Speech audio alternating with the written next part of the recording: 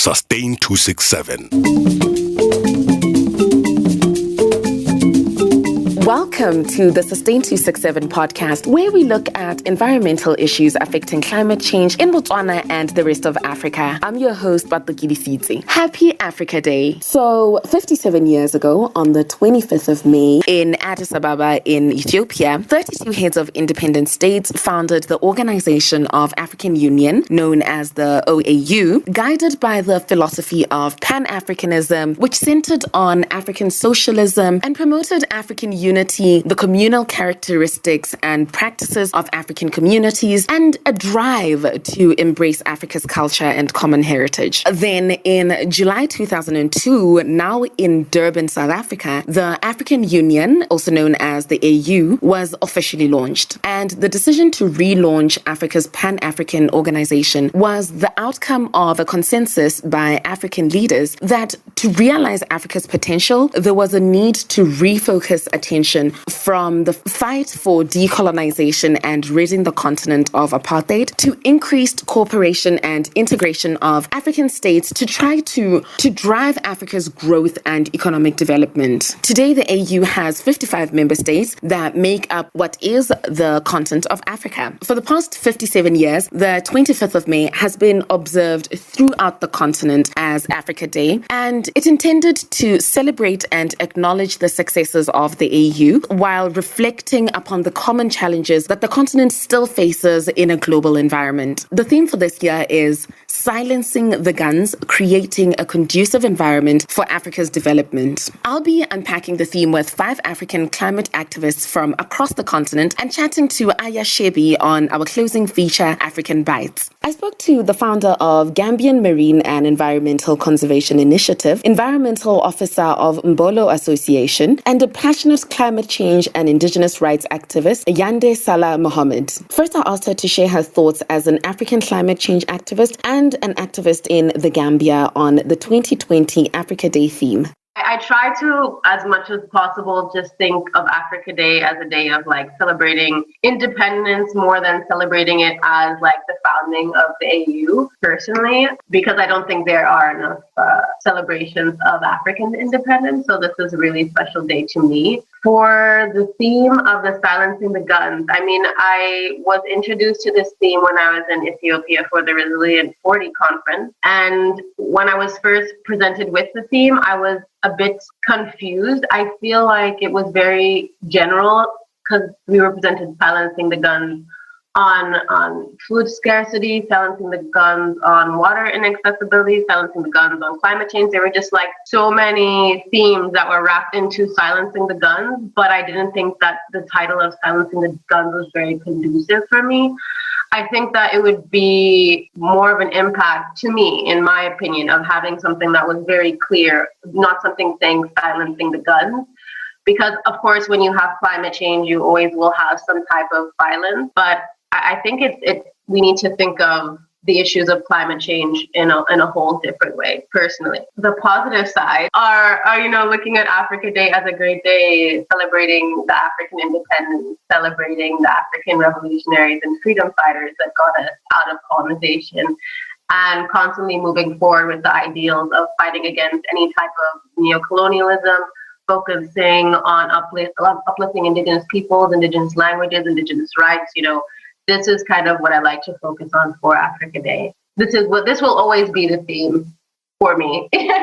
Even if there are other themes, I always will think of Africa Day as this. And then you made mention of the forefathers who helped us gain our independence. What can we draw from them? What lessons can we draw from them as climate change activists as we move to address the challenge that is now upon us? So I think from taking all of this energy from the founding, as far as my understanding, I obviously wasn't there.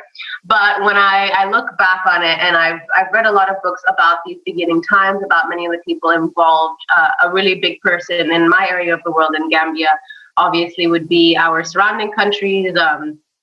Very prolific writer would be Sheikh Anta Diop. So I was recently reading a lot about how they had this idea of this very united Black Africa and this liberation movement. And I think it's really important to really keep that energy throughout everything, of not focusing too much on having all of these foreign partners that are exploiting our resources, like focusing on as many people that we can partner with outside, focusing more on partnering together and putting together all of these African states, and joining together and being determined and creating our own future together, and really, building our powers as, siblings, as countries, as partners, geographically, as well. I think there's just a lot of focus on how we can get help from outside, and we need to figure out now that, well, we have been figuring out anyway, that we can all help each other and join together.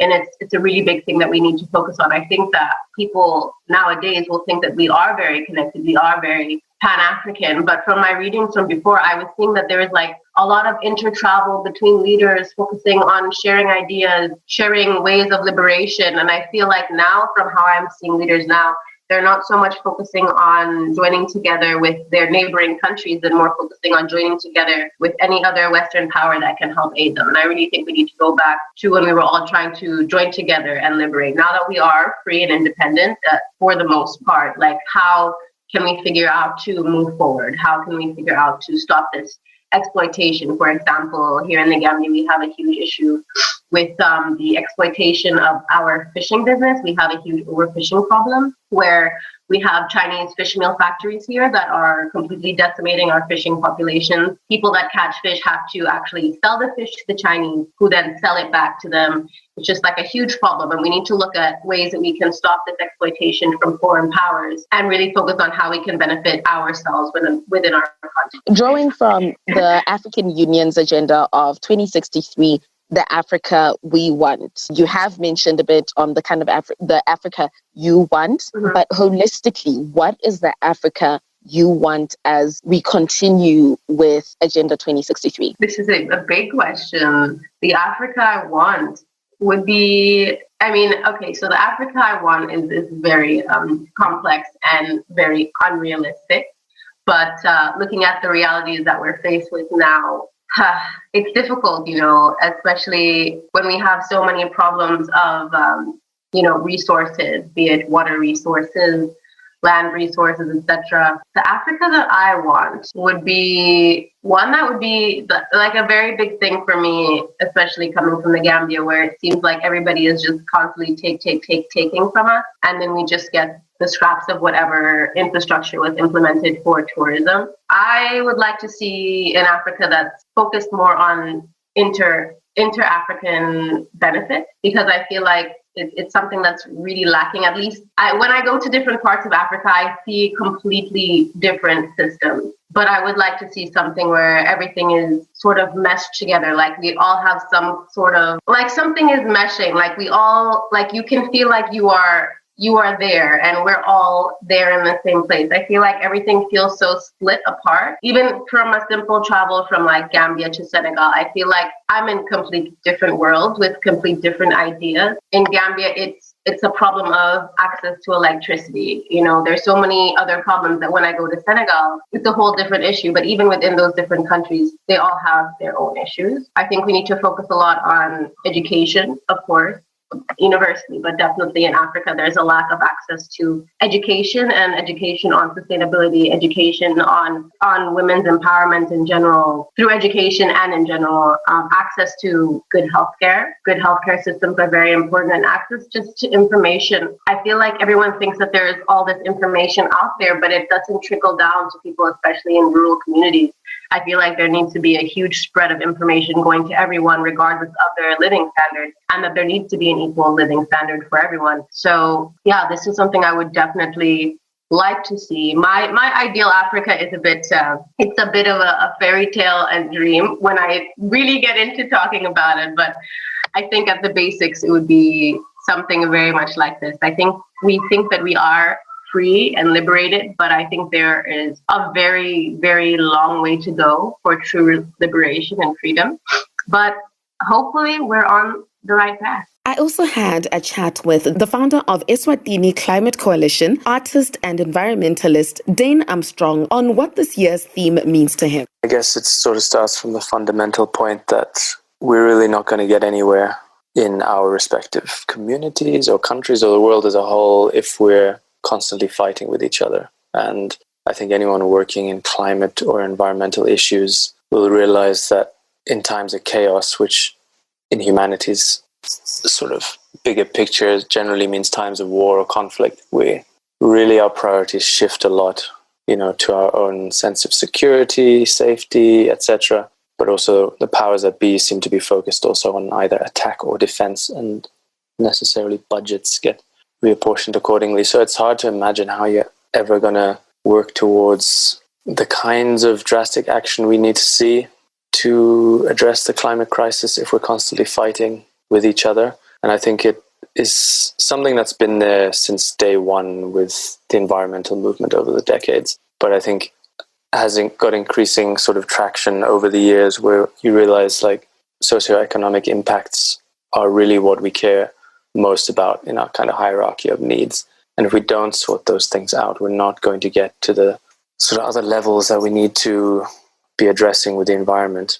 Of course, they're more important than our petty conflicts, but on a personal, individual level, you can't tell that to somebody who's just trying to keep themselves safe under certain circumstances. So we need to be working towards, I guess, conflict resolution in its very fundamental way. And of course, it's very black and white to just say that we need to be working towards peace. That's something we've been trying for a long time everywhere. But yeah, that it really is the foundation for any kind of change that we want to see. And anyone who is a devout climate or environmental activist, it's very easy to kind of have that be your main badge that you wear, but you run the risk of alienating people if you don't realize what their most immediate needs are. And that conflict comes in many different ways. That's domestic violence, or that's civil war, or that's massive international conflicts. All of them are going to be impacting people severely, and that becomes their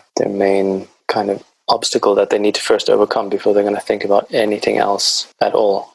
So securing things from an individual community level, but also shifting the mindset of the powers that be. I don't know how you do that, but we're not really getting anywhere unless we do that. You talked of we have to be respective of the other challenges that are going on while we try to pursue combating and addressing climate change. So respective of that, what do you think a conducive environment for pushing the climate change agenda and addressing it would look like for you as an activist? I suppose the easiest is, or the thing that comes first to mind in a bigger scale level is when you look at the kinds of amounts of money that we need to address environmental destruction, or put things in place, or subsidies that promote companies or actions that are working towards our solutions. And then you look at the amount of money that countries are spending on armed conflicts, or on their defense budgets, or on their armies. And this holds true for every single sector that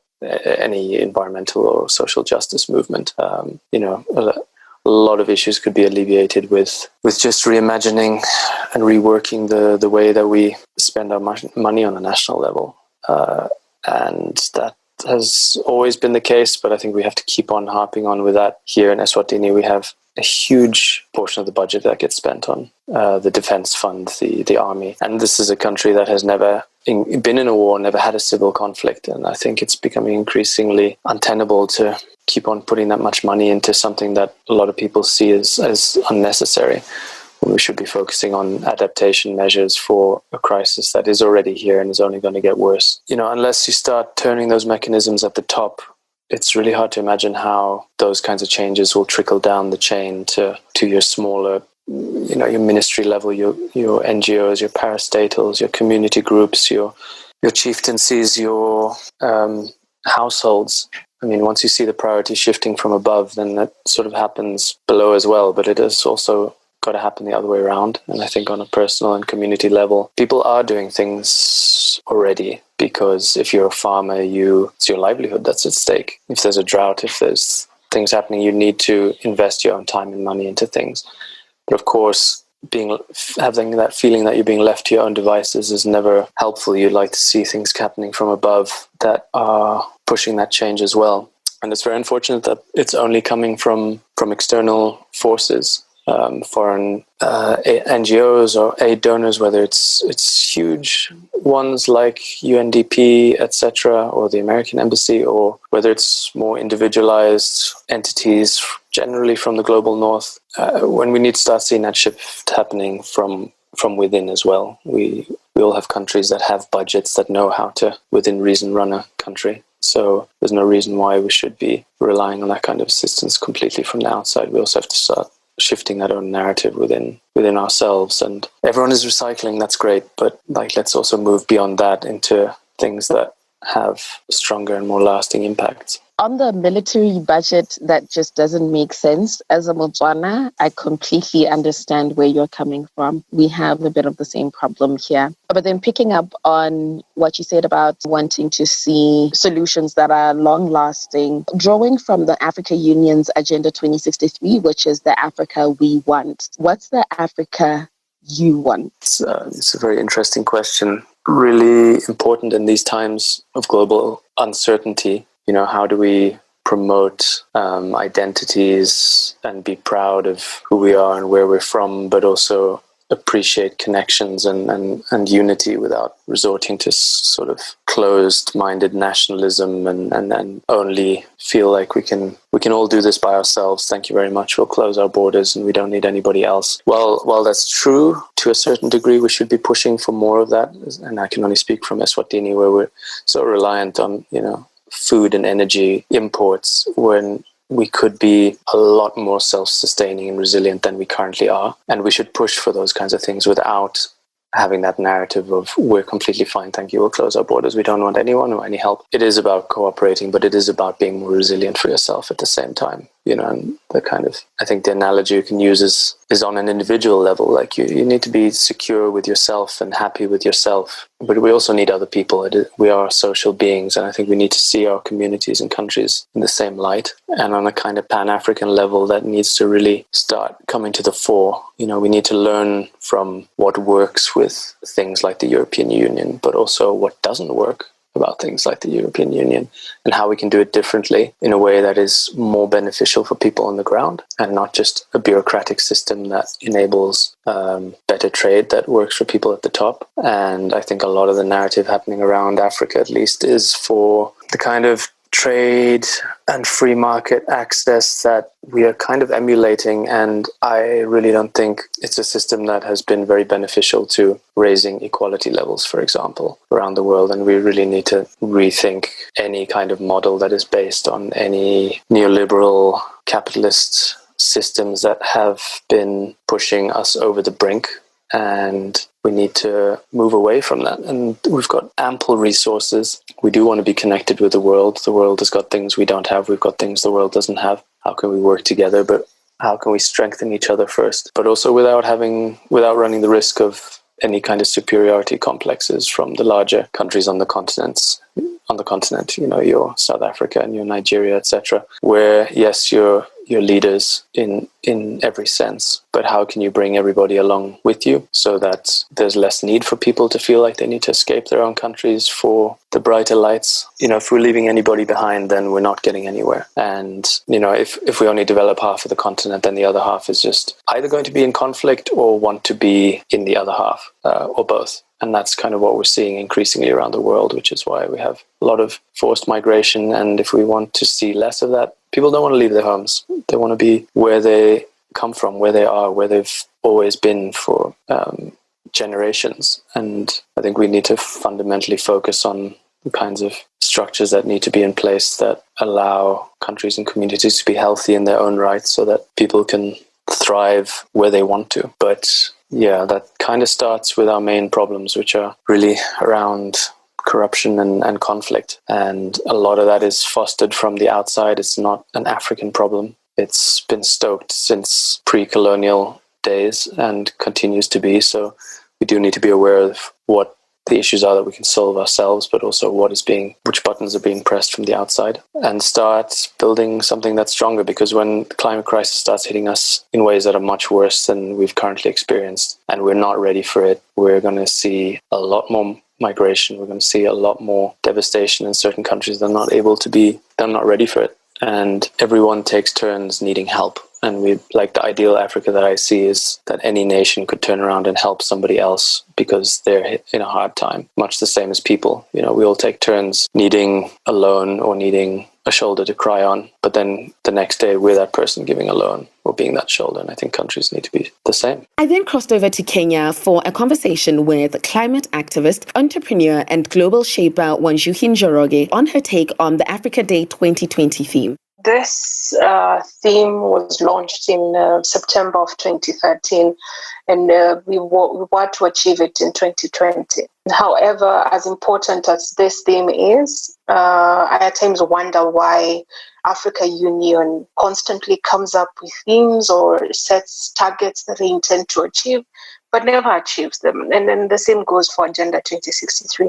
I think when they're coming up with these agendas, they come up with them thinking that they will never get to 2020 or 2063. And that is why they come up with them. And I say this because we rarely address the real issues that lead to conflicts. For instance, the Darfur War is partly as a result of water crisis, water shortage in the Darfur. So it started as a war between the black nomads and the Arabs, and they were fighting over water and the scarce resources for farming. And unless these issues are addressed, I doubt we can silence the guns. We also have to ask ourselves who is benefiting from the war, who is benefiting from the conflict. And there is an influx of firearm across the region, especially coming from Yemen through Somalia, distributed to the rest of Africa. So how do we ensure that this smuggling is stopped? And unless these issues are addressed, I doubt we can move forward. But speaking about climate change, climate action poses an opportunity for us to create jobs for many Africans. And climate change poses a greater threat to peace and security in Africa. And I'll give you a good example of water scarcity. So water scarcity has been a source of conflict across the region, not just in Darfur, but also, for instance, between Ethiopia and Kenya. So when the Omo River water levels go down, Ethiopians cross over to Kenya in search of green pastures for their livestock. And that brings conflict over the scarce resources that are on the Kenyan side. There's already conflict between Egypt and Ethiopia. Ethiopia is trying to build a dam from the Nile, yet 90% of drinking water in Egypt comes from the Nile. So if these issues are not addressed, we are staring at one of the biggest wars in the continent. And already Egypt has said if they don't solve this diplomatically, then they will address it through their armed forces. And Ethiopia has said that's not a big threat. We are ready for you. But I don't think that's the way to solve it. So when you look at climate conflict, even in our individual countries, for instance, in Kenya, anytime there is drought or famine, we see conflict between communities, nomadic communities that are migrating in search of green pastures for their animals. But then I prefer to look at climate action as a huge business opportunity. This was to be the decade of restoration. And for instance, if you're looking at restoration of forests that have been wiped out, I'm working on one project right now for restoration of a forest called Tanyai Forest. And the way we are looking at that project with the forest custodians, which is the Kenya Forest Service, is how can it benefit the communities that are living around this particular forest? Can we involve them from the initial stage of planting the seedlings, drilling the borehole, putting a fence around it, and involve them in the taking care of these young seedlings? When this finally becomes a forest, how can we turn it into a nature park where they can be benefiting from tourism? And these are some of the things that we need to think about when we're looking at climate action. Secondly, we have to involve communities. They need to realize that they need to protect nature. They need to own the natural resources around them because this is their livelihood and their life depends on this. We rarely talk about climate refugees, but everybody, not just in Africa, but across the globe, is a crisis away from becoming a refugee. Imagine the flood, the rains that hit parts of Southern Africa last year in March. How many people are displaced? Where did they go? That's another source of conflict, because when you come to countries that are already struggling to feed their own citizens, having more people from foreign countries, that brings instability. Look at the case of Somalia and Kenya. We are hosting very many refugees from Somalia. We are hosting many refugees from South Sudan. So we need stability across the region. And unfortunately, when disaster strikes and like war, it's not something you can control. This is nature. So we really have to invest in climate action and look at human-centered solutions, involve communities, so that we can not only control climate change effects, but also stop conflicts. And we need to teach people that when you protect nature, when you protect nature and take care of nature, then you're actually averting major disasters, not just climate disasters, but also conflict-related crises. And I have had beautiful experiences working with rural communities. For instance, in 2018, we had a big campaign called Save Our Forest, KE, and there was a bit of conflict in the rural communities that live around forests, and they were feeling that we were taking away their only source of livelihood. But then when we sat down and we had a dialogue with all the parties, these are timber millers, this is the forest custodians and the rural communities, they got to appreciate that really what we are doing is not taking away what they rely on, but also looking at other ways that they can benefit from these natural resources, as opposed to them cutting down trees and burning charcoal or timber from it. Imagine beekeeping. There's a huge demand for natural honey in the UK, for instance, and we cannot even meet the demand for honey in Kenya alone. So these are some of the things and some of the projects that we need to look at, because unemployment is also contributing to the conflict that we have. You find that young people are being recruited into terrorism because they don't have jobs, and this is the only alternative. When somebody tells you, I'll pay you $3,000 that goes to your family, and you never have raised that kind of money before, then this becomes attractive, because you think, I will die, but my family will get $3,000. It might be little money to somebody else, but to them that's a lot of money, and they're thinking this could solve my family problems. But imagine if they had a regular income, a regular source of income that they could rely on. When there is shortage of water, for instance, and I feel that water will be the next source of cause of world war. I think it will trigger the third world war if we don't take care of it.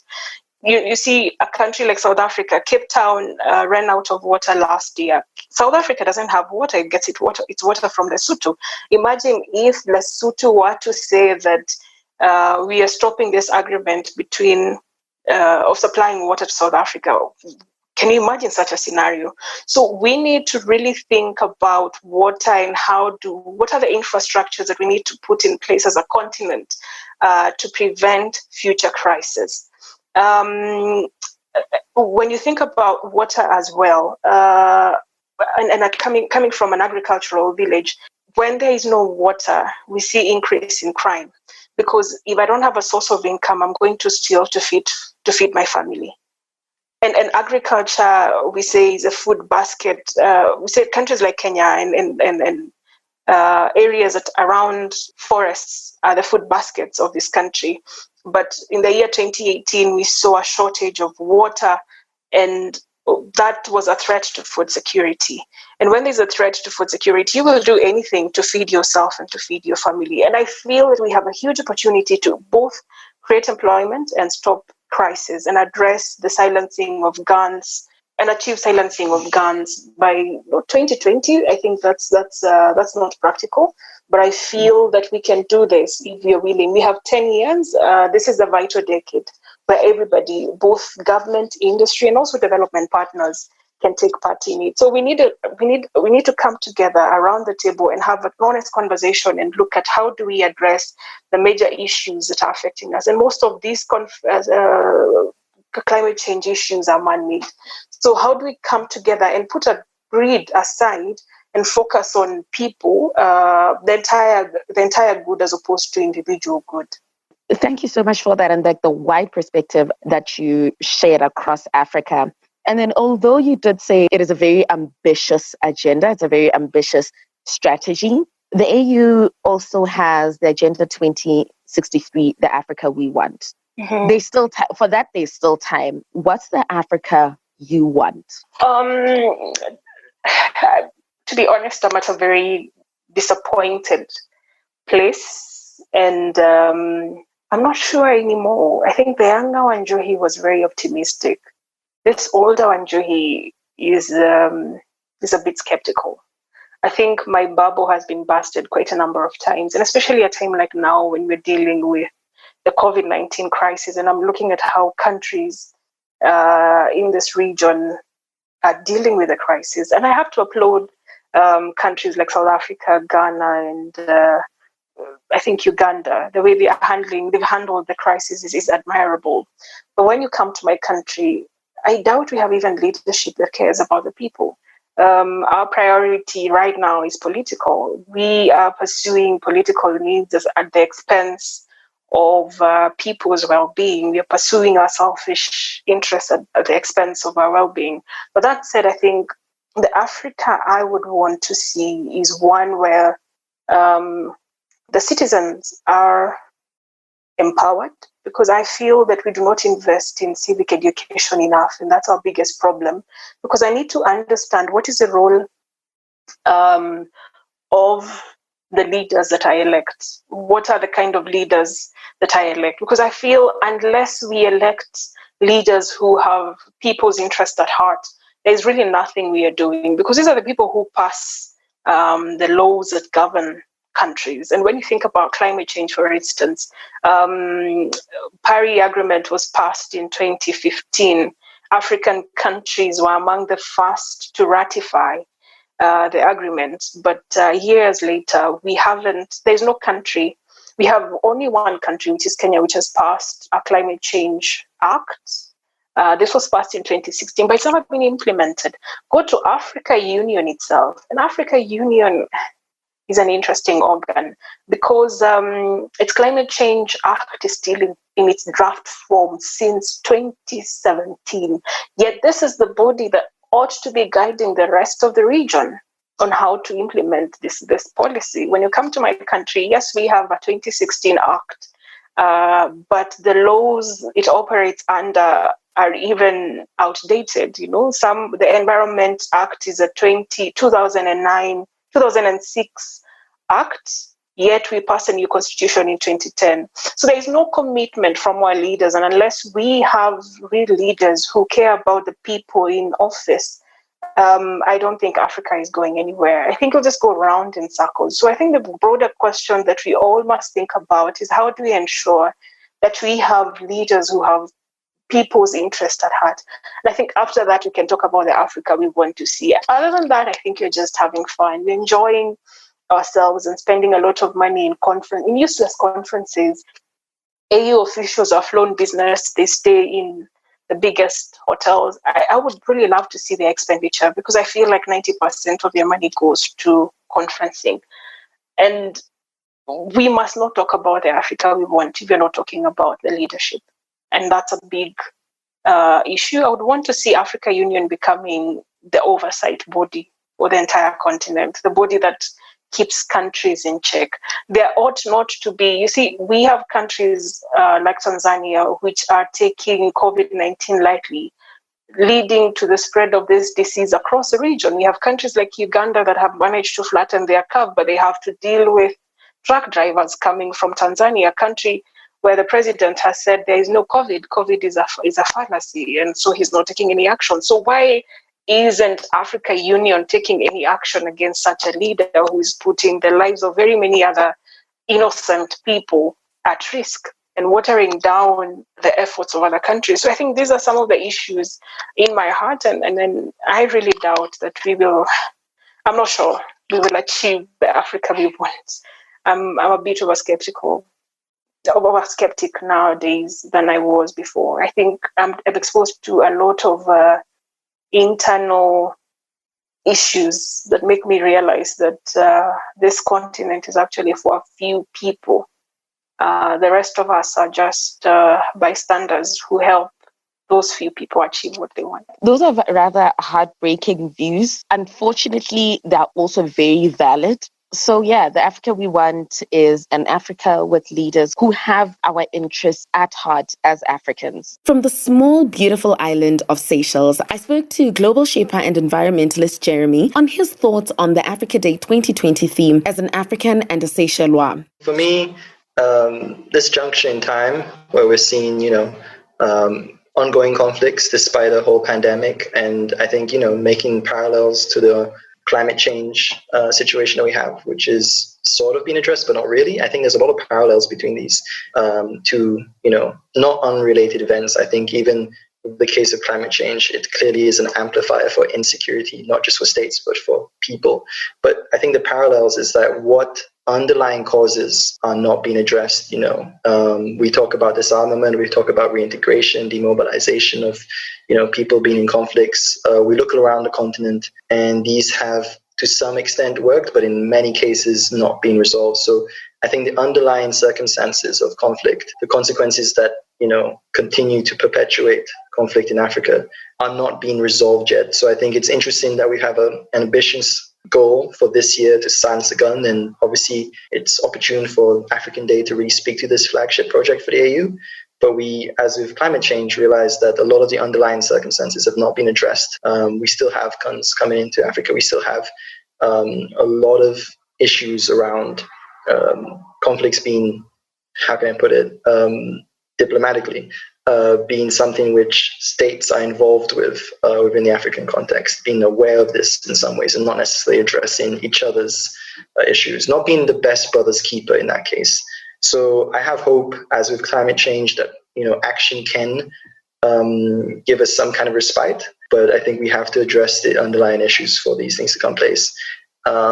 Speaking to the Seychelles kind of context, I think we're lucky to be relatively, compared to the rest of the countries, not just Indian Ocean, but across Africa, to be a place where we are very secure, where are no ongoing conflicts in that case. We're a tiny country, and we might experience this spillover from other countries such as Somalia in the past with the piracy issues, but apart from that, we're very unaffected by larger conflicts in the region. And I think about climate change. I mean, for me, it's really about a security threat. If we understand for Seychelles, climate change is an existential threat for our state and our people, because, whether it's sea level rise, ocean acidification, ocean temperature rise, it means not just, destroying of all our critical infrastructure, but it's also like displacement of people, creating climate refugees. And this is something very real for Africa, as we see with Lake Chad and other regions which are being affected by climate change. So we're seeing in the next decade, in the next several decades that precede, that Africa will be hard hit by the effects of climate change. And this will be an amplifier for famine, for instability, for conflict, for refugees. So we're at a very interesting point right now when we're talking about Africa, security, and climate change. And I think silencing the guns, it's ambitious, as we need to be, but I think it's how do we basically think about human security and how guns are no longer the provider of, options for certain people. How do we basically put the tools in hand that address, food and other other issues that determine someone's security? How do we basically ensure Africans can put away their guns and, be resilient to the challenges that we face in the next couple of decades? So what would, for you, ideally, what would a conducive environment for Africa's development look like? I think there's been some interesting benchmarks being reached so far, despite the whole global pandemic right now. I think we've got to look at this decade that has passed and look to the future and look at what has been achieved so far. So another flagship project by the AU, the African Free Trade Agreement and area, that being ratified, coming into place, building some momentum. So this intra-Africa trade, we've always known this has been an issue that has, when we compare to other continents that have over 50% of their trade is within their continent. So, a conducive environment is giving people options that are not putting them in harm's way, that are recognizing them as part of an economy. So I think for me, silencing the guns is the first step, because you need to basically have security before you can have investment, before you can have some sort of continuity and security in your workplace or in your living. So I think seeing this step in terms of demobilization, reintegration of people, this is of soldiers, I should say, and people involved in conflict. This is a critical step to getting people from areas where we're in a destructive or harmful setting to a place where we could be productive and stuff. And we need to also think about not just those who have been in conflict and carry the mental and physical wounds that they've incurred, but also those who have been displaced internally and outside of Africa. The amount of refugees camps. So I think it's about addressing the people who have been hurt in these moments, in these conflicts, and who have still maybe not being able to find home, not being able to find workplace. It's about giving these people options that integrate them into a working Africa. So demobilizing, soldiers who have been involved in conflict, stopping the conflict, is something that hopefully allows intra-Africa trade to be more of an option, more of a solution to the continent and to specific countries that have not been benefiting from that for a while, who have seen their resources and capital escape their countries and the continent. When you mostly spoke of the bigger role that AU would play. I'm big on trying to involve citizens and citizen engagement and community engagement. What role would you say should be played by Africans, should be played by other Seychellois to contribute towards the bigger picture?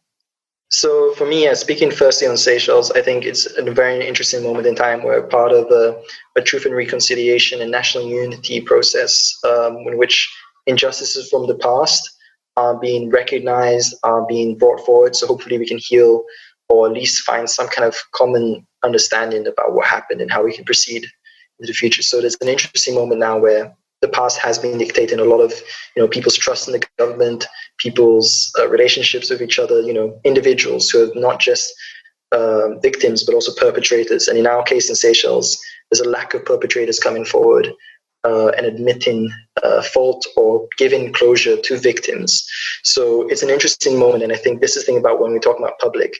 The public consists of people who were involved on one side or the other of conflict sometimes.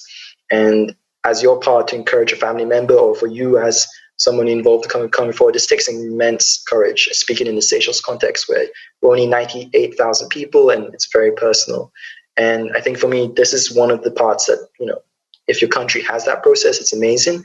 But even, from speaking as a youth myself who knows only snippets of this, having this process happen is amazing. And I think it's needed for me to understand my identity. So I'm hoping, I've had experiences in South Africa, having this history brought forward from an older generation who lived it to a younger generation that may not appreciate it as much. This is a vital thing. So people capturing on the kind of levels of conflict that they've experienced and making the younger generation aware of this is key. And I think speaking to, generally Africa, I think, civil society has played an immense role in various African countries in disarming military, ex-military people. And I think a lot needs to be said about their role. And I think for me, it's a case of looking out for, those who have committed amazing stories and replicating them. I think it's about raising awareness so the public is aware that these things actually can work, and there's faith in these things, and support is given and finances are given. So I think as Africans, we must look for what has worked in the past and try and promote them amongst ourselves so that our government, elected officials, and possibly other partners are able to implement these again and again. And again, it's about history. The more we're aware of our history, the less we can repeat it, or we can prevent these mistakes. Drawing from the African Union Agenda 2063, which is the Africa we want. What is the Africa you want? What's the Africa that Jeremy wants? For me, it's about pride, and I think it's about optimism. I think we're a continent that is very complex. We're a continent that sees a lot of past issues and a lot of current issues and a lot of future issues. But I hope that we're a continent that I know from various countries, including my own, but let me speak to the Nigerian context, where I know the most qualified immigrants to the United States are Nigerians. A lot of the people going to Europe, whether it be refugees or people who've gone to university, as a youth member, like as someone, we need to basically attract and keep our youth in these countries, in our continent. Fine, maybe I won't stay in Seychelles, but I'll move to Botswana or I'll move to South Africa, but I'll remain in my continent because I feel connected and affiliated and proud of my heritage and the future that it holds. So the Africa I want is one that it's not going to happen tomorrow or the next day, but it will happen if there's enough youth, enough energy to believe in this dream. So I hope in not just Seychelles, but around the continent, that we are proud of our heritage and work towards that common goal. I think this is key. Lastly, from Nigeria, climate justice activist, agricultural economist, and ecofeminist Oladosu Adenike shared her take on the theme. This theme, it means a lot to me and to every African, because this is our heritage. This is where we belong to. No matter where you are, maybe you're an African in diaspora, this is your base, Africa. You still remain an African child. So silencing the gun, it is a very important and key thing that is broad. It's beyond the physical gun the people are playing. It's now all about the environment, developmental issues that are affecting Africa. And I've written it in my blog, womenandcrisis.blogspot.com, where I mentioned key issues on silencing the gun, disarmament. And in my video also on social media, Twitter, I also further explain what it means. That silencing the gun is like decarbonizing the environment, because what is happening now is that climate change is now a gun. It's killing people. People are losing their livelihoods to it. People are losing a lot because of this crisis. People are becoming more vulnerable. The rate of poverty is increasing in African countries. We are having insecurity challenges induced by climate change. Looking at Lake Chad. Lake Chad is a developmental issue that is affecting the peace and security in Africa, of which I've been fighting for it to be recharged. Because it's due to this insecurity around this Chad basin, it led to the kidnap of some schoolgirls in the northeastern part of Nigeria, Borno State. These girls, some have been brought back while others are still in captivity. Some have been molested sexually, forced marriage. So this is what this issue of guns can do in Africa, and that is why we need to silence it. If we don't silence it, there's no way we can achieve climate justice. There's no way we can achieve gender equality. There's no way we can achieve zero hunger. There's no way we can achieve other key sustainable development goals. So it's very important that we understand the broad aspect of this, that is beyond the silencing the gun. It's getting into environmental decarbonization. How do we bring down the 1.5 degrees Celsius, that it won't affect our livelihood, it won't affect our environment, it won't affect our health and other well-beings of human beings. So today, African Day is a very key message out there. That how do we protect our environment? How do we strengthen commitment towards achieving this goal that is the theme of the year, silencing the gun? We didn't just go beyond the theme or to transform it to the action, because we have a lot of projects today in Africa. We have the Great Green Wall to restore, preserve, and sustain livelihood of many, including our biodiversity, that are very key to our coexistence. So all of these things, we need to put them into place. There are developmental issues that need to be taken care of.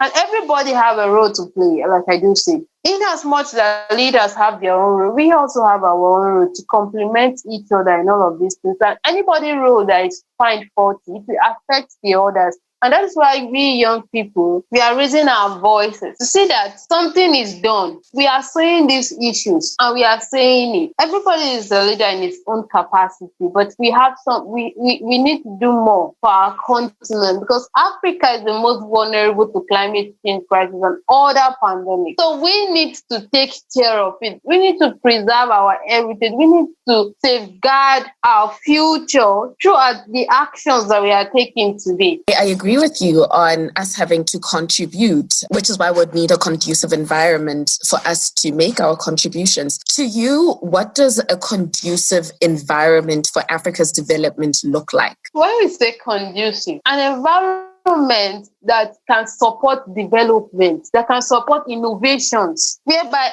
everybody's action counts. It's corrupt. There's no corruption. It's corrupt free. Because corruption can also hinder development when there are things to be done and the money is siphoned, used for other non-essential purposes or not used for the fund needed for. So it's another issue that we need to deal with. A conducive environment is free from injustice that we are asking for. A conducive environment is an environment that we can see how we can work together, partner together, and do something great, where innovations and ideas transform into actions, where we can be listened to, where we can do things together to see that we are out of this crisis and build upon our knowledge and what we want. A conducive environment have climate governance, a governance that is ready to stand for the people and the environment. Presently, I've been campaigning for the green democracy, a democracy that is not only for the people, but also include the environment, because the environment is a key part of humanity. The environment is part of our living. It's part of humanity. It is inseparable. So there's a relationship, a strong relationship.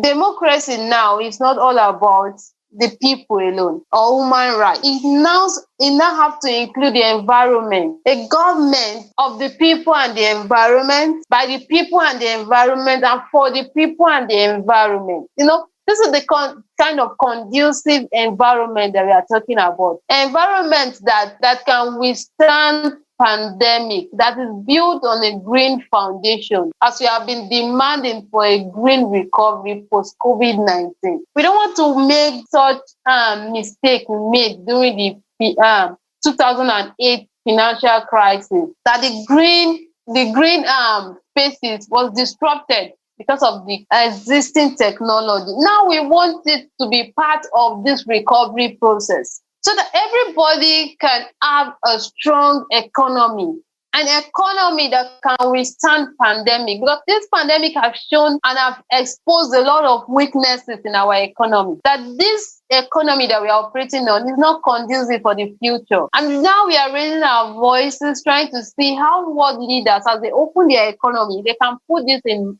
their mindset to boost the economy. So it's a kind of conducive environment that we are looking at, where everybody's opinion counts, actions are translated, ideas are translated into actions, and other key issues are taken into cognizance. All of these things we need to, and that is what it looks like.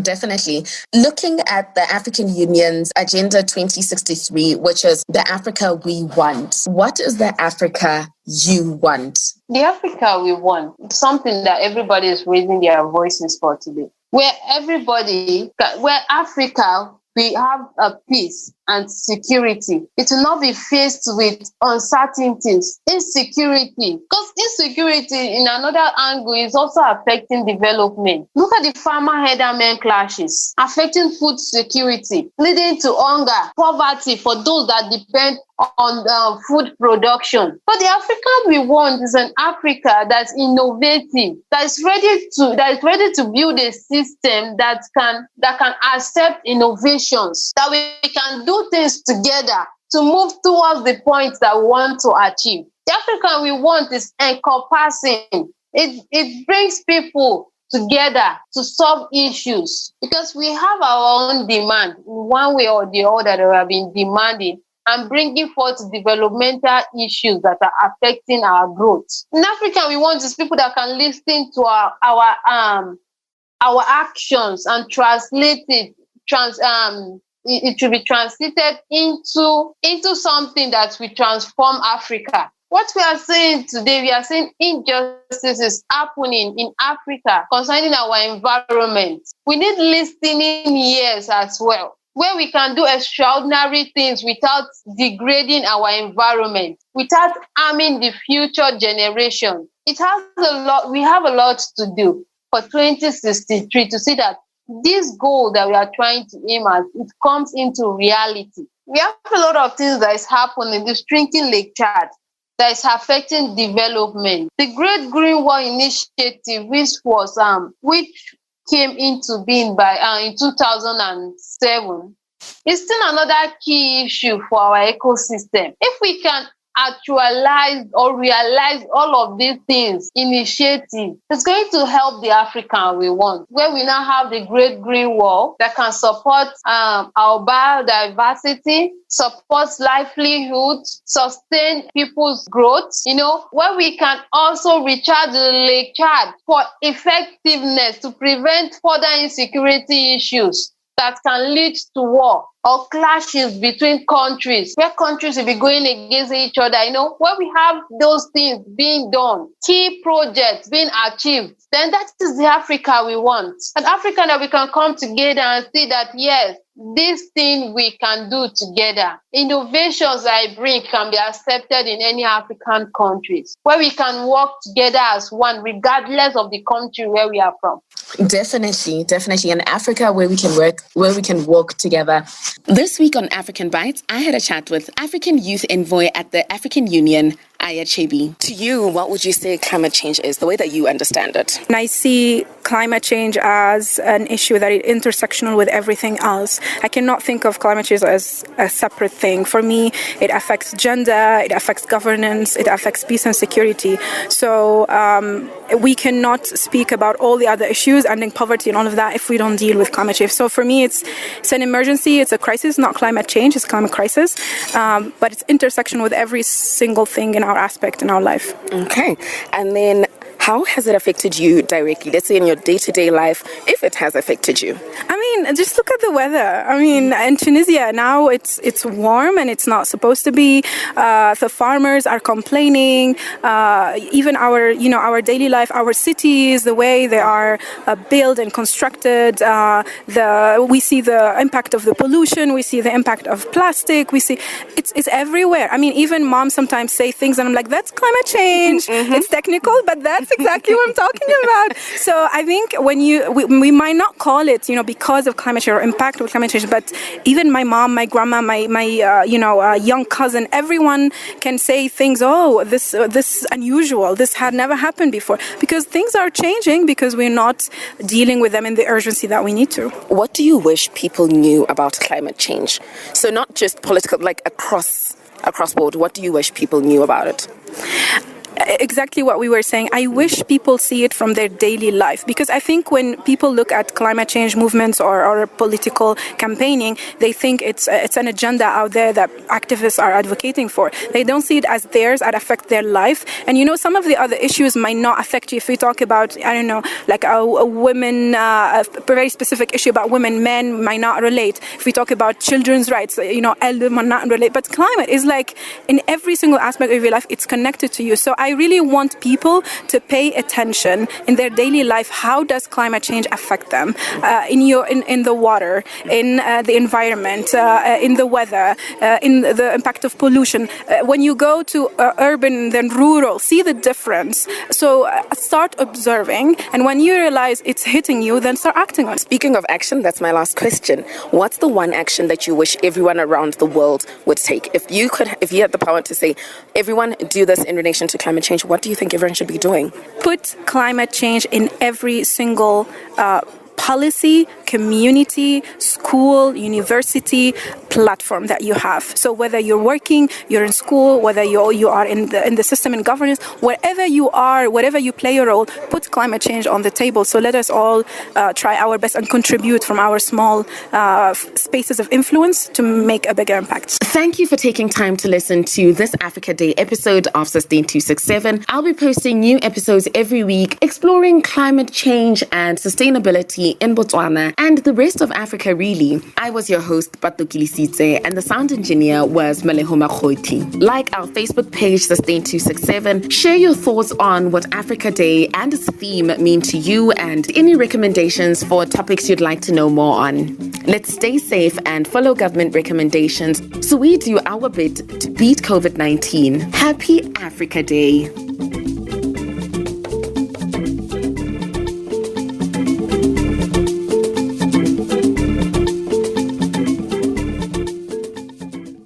Sustain267.